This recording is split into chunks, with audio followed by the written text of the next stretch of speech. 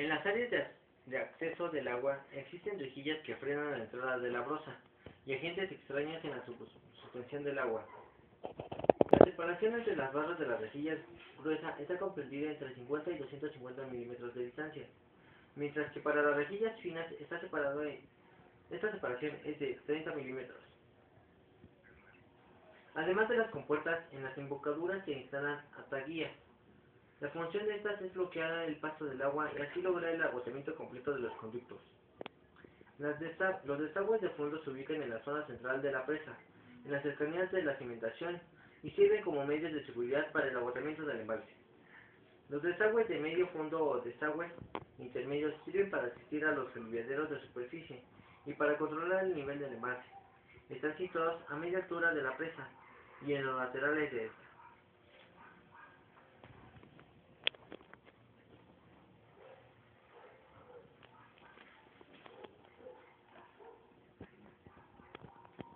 Galerías de inspección.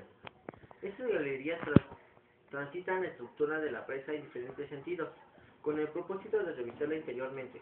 Además, permiten llegar a las maquinarias que en ella existen, motores, bombas de agotamiento, etc. La principal ventaja de las galerías de inspección radica en que permiten la vigilancia y el control de las filtraciones y juntas en el hormigón.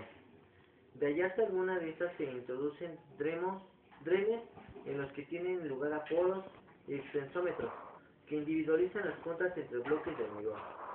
También se utilizan captores de temperatura, péndulos para localizar movimientos irregulares de la presa, y piezómetros para vigilar presiones de agua. Escala de peces. Mediante este canal abierto ubicado en uno de los márgenes, se comunica la superficie de aguas abajo con las de aguas arriba de la presa. Su ancho es menor de a 1.5 metros. Conducciones de agua. Este concepto encierra todas las conducciones y excrementos que existen entre el embalse y el desagüe en el interior inferior del cauce. Se excluye la turbina y el tubo de aspiración, el cual es parte integrante de esta, y tiene como función recuperar la energía cinética del agua a la salida de la turbina. Las provisiones de agua tomadas de los embalses para las turbinas pueden realizarse por medio de distintos métodos. Directamente a través de tuberías forzadas, que se inician en las tomas de agua ubicadas en el área de la presa, mediante canales o túneles que desahogan en un depósito de carga denominado depósito de extremidad, del cual emanan las tuberías forzadas. A través de dos tramos bien diferenciados en el caso de tratarse de largas distancias entre embalses y la central. El primer trecho está compuesto por una o varias galerías de escasa pendiente y de gran longitud, denominadas galerías de presión. Las embocaduras de estas galerías tienen origen en una toma convencional o desde torres de toma. El segundo tramo está constituido por una o más tuberías sujetas a presiones muy elevadas. Si la central se ubica próxima o junto a la presa, recibe la denominación de central o pie de presa. Si en cambio se encuentran distanciadas una de la otra con el objetivo de lograr una mayor desnivel o altura de salto, la central se conoce como central de derivación.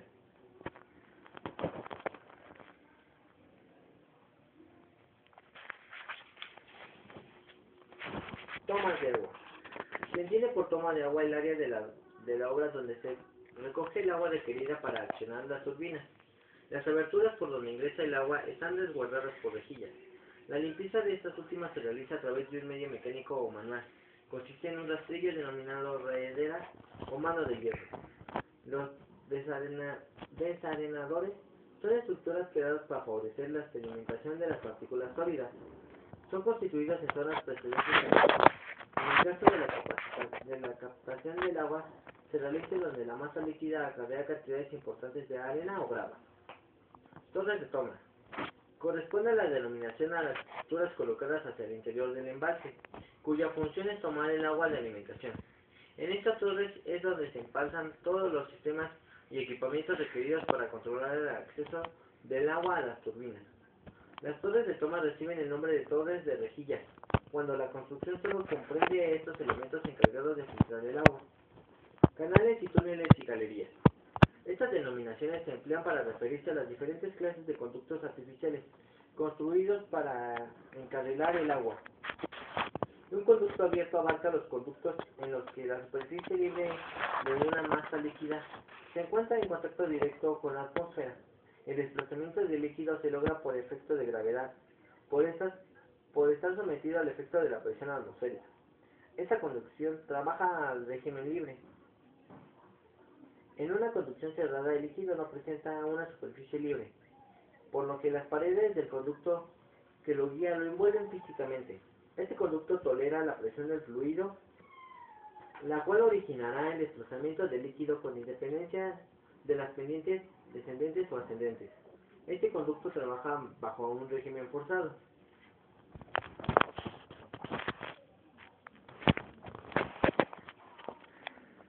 Los canales son conductos abiertos en los cuales el tránsito del agua se produce por la existencia de leves desniveles entre la desembocadura y las desembocaduras respectivas.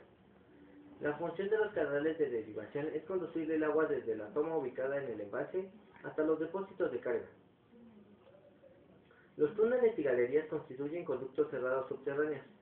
Cumplen la misma función que los canales, con la diferencia que el agua llega hasta el área de conexión con las tuberías forzadas a régimen forzado.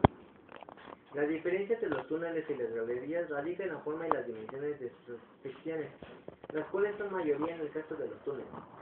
La construcción de todos los conductos suele ser hormigón en masa o armado.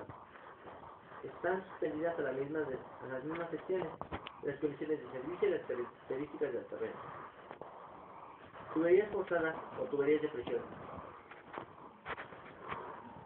Se trata de conducciones forzadas como consecuencia de las altas presiones en la totalidad de su superficie, por encontrarse repletas de agua y desplazarse esta por la acción de la presión y no por la pendiente. La función de las tuberías es la conducción del agua directamente desde el punto de alimentación hasta las turbinas ubicadas en la central. Las tuberías forzadas pueden originarse en una toma de agua, en una galería, un pozo de presión o un colector. La construcción de estas tuberías puede ser de acero o de hormigón armado. Cuando las tuberías mecánicas pertenecen a saltos de poca altura, sus sensores de metro suelen ser presentes. Si se trata de saltos de media o gran altura, el diámetro de las mismas se reduce progresivamente y el espesor aumenta de igual manera. La colocación de las tuberías puede llevarse a cabo al aire libre o recubiertas de hormigón. En la primera opción, las tuberías están colocadas sobre apoyos fijos o rodillos.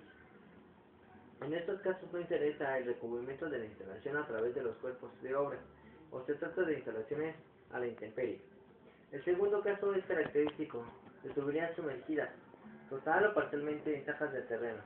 En este caso, las tuberías se utilizan para alimentar turbinas instaladas en centrales subterráneas y zonas rocosas consolidadas. En las dos opciones posibles se colocan juntas de dilatación, entradas de hombre o agujeros o bocas de hombre, tomas de control de presiones, etc. Las superficies exteriores de las tuberías que se encuentran empalzadas al aire libre y las interiores de las tuberías en general están cubiertas de pintura para su protección.